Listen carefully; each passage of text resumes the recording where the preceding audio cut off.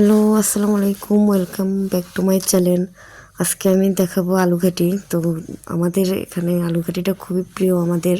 তো আমি ছোটো আলু, বড় আলু এবং ডিম সেদ্ধ করে নিয়েছি এবং এখানে আমি ডিম কটলো দিয়ে দেব, দিয়ে ভালো করে ভেজে নেব, একটু হলুদ দিয়ে নেব।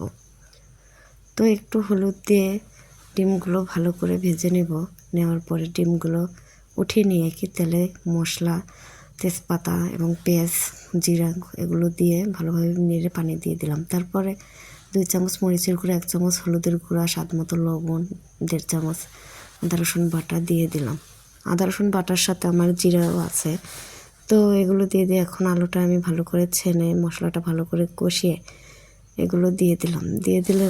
আলু যেটা আমি দিয়েছি সেটা 10 মিনিট ভালো করে কষিয়ে নিয়ে তারপরে আমি পানি অ্যাড করে দিলাম। পানি যখন আমার বলক এসে যাবে তখন আমি ডিমগুলো দিয়ে দেবো। এর আগে আমি ডিমগুলো কেটে নিলাম মাঝখান থেকে।